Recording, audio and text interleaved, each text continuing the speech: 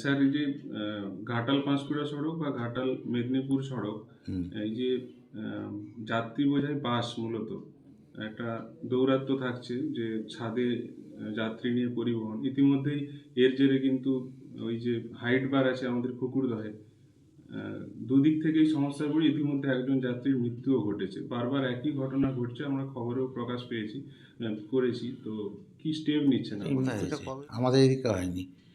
ওই কুকুরদহের ওইখানটাতে, মানে ওই দিকটাতে, মানে ওদিক, ব্রিজের ওই হ্যাঁ, পোর্শনটাতে। এটা এক নম্বর কথা। আর আমরা হাইট বার লাগানোর পরে বাস ইউনিয়নকে জানিয়েও দেওয়া হয়েছিল এবং আমরা মাঝে মাঝে অনেকবার সতর্ক করা হয়েছে, তা নাহলে এবার আলটিমেট অ্যাকশন নিতে হবে আমাদের, প্রসিকিউশন ফাইন করতে হবে, এই তো ব্যাপার আছে। স্টেপ নিচ্ছেন তাহলে আপনারা এরপরে? আর একটা কথা, যেটা আমাদের ঘাটাল পাঁশকুড়া সড়ক, যেটা ঘাটাল মেচোগ্রাম সড়ক বলা হচ্ছে, এই সড়কে মূলত যে জংশনগুলো আছে, ধরুন বকুলতলা বলুন, দাসপুর বলুন, এখানে ঘাটালের ঘড়ি মোড় বলুন, ট্রাফিক সিগন্যালের কিছু ব্যবস্থা হচ্ছে? মানে আপনারা কিছু প্রপোজাল পাঠাচ্ছেন? হ্যাঁ, আমাদের সঙ্গে এসডিও স্যারের কথা হয়েছিল। হুম। তো ওনার সঙ্গে কথা অনুযায়ী আমরা ওনাকে একটা প্রেয়ার দিয়েছিলাম, কতগুলো স্যালিয়েন্ট পয়েন্ট ট্রাফিক সিগন্যাল করার জন্য কাগজ কলম করে চিঠিও করা হয়েছে, উনি দেখবেন বলেছেন। এছাড়া আমাদের আরও যেখানে যেখানে বলার সেখানে আমরা বলেছি। মানে আপনি ডিএসপি ট্রাফিক 2, তো মানে আপনার মানে এরিয়াটা কোন কোন জায়গায়, মানে কতটা, কোনখান থেকে কোনখান অবধি? অনেকটা, যেমন ঘাটাল, দাসপুর, চন্দ্রকোনা, গড়বেতা, গড়বেতাও এখান থেকে কন্ট্রোল করতে হবে? সবং, পিংলা, দেবরা, গোয়ালতোর। আচ্ছা। কিছুদিন হলো, মানে ধরুন ঘাটাল পাঁশকুড়া সড়কে দুর্ঘটনা কিছুটা হলেও কমেছে।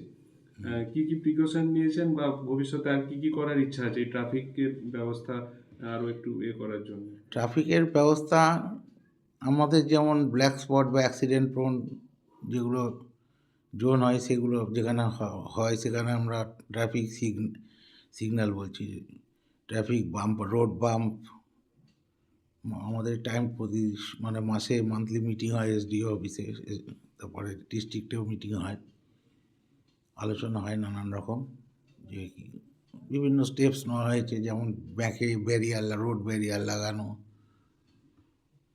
তারপরে ইলুমিনেশনের ব্যাপারগুলো আমরা বলি, রাত্রিবেলা অন্ধকার হয়, তো এইসব নানা রকম ব্যবস্থা নিয়ে আশা করি কমেছে। কিন্তু এছাড়া আমরা যেটা করি, বিভিন্ন স্কুল, কলেজ, ইনস্টিটিউশনে অ্যাওয়ারনেস প্রোগ্রামগুলোও করি। তো সবটাই তো অ্যাক্সিডেন্ট শুধু আমাদের প্রচেষ্টার ব্যাপার নয়, কিন্তু রাস্তা দিয়ে যারা যাচ্ছে সচেতন হতে হবে। তাদেরও সচেতন হতে হবে। রাস্তা দিয়ে লোক যাচ্ছে, হেলমেট পরে যাচ্ছে না। এবার এমনও হয়েছে যে হেলমেট যদি আমরা চেকিং করতে যাই, তা নিয়েও লোকের অবজেকশান, রোড ব্লকেট তাও হয়েছে, এরকম ঘটনা হয়েছে।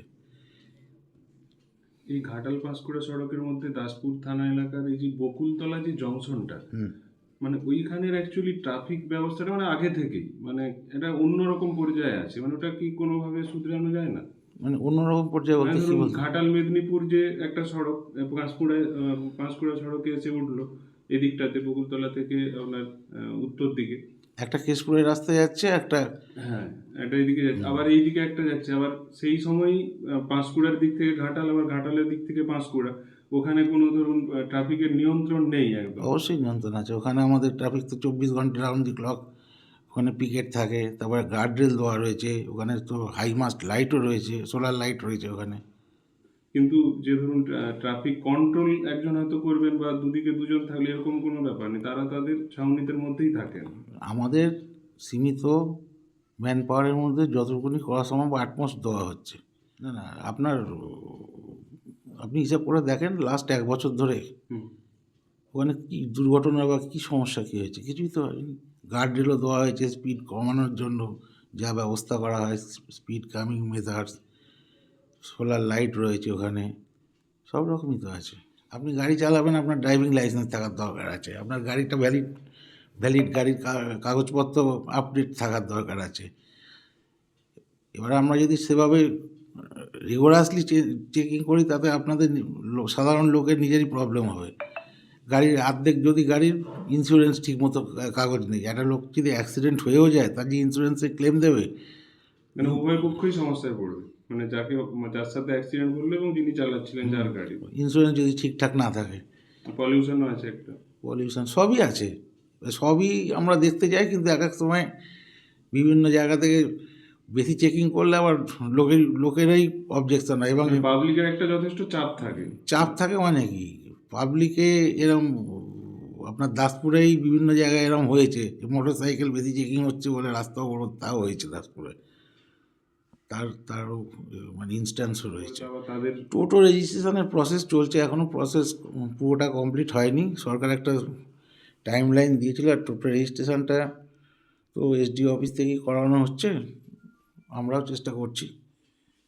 কিন্তু মানুষের অ্যাওয়ারনেস, মানে সব কিছুই অ্যাওয়ারনেসের উপর। আমি চেষ্টা করলো আমি এই যে ব্যস্ত সড়কের মধ্যে একটা 3 চাকার টোটো টলমল করতে করতে যায়, এদিক ওদিক যেতে তার সমস্যা, এইটা তো একটা সবচেয়ে মানে নিয়ন্ত্রণ করাটা তো মনে হয় দরকার। নিয়ন্ত্রণেই তো আছে, টলমলও আর কি, টলমলও তো করবে। এবার টোটো কোথায় যাবে তাহলে?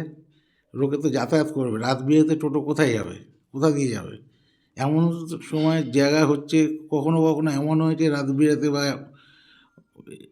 এমনি সময় কখনো গাড়ি ঘোড়া না পাওয়া গেলে লোকে হসপিটালেও নিয়ে যাচ্ছে লোকজনকে টোটো করে। টোটোকে তো একদম ফেলেও দেওয়া যাচ্ছে না।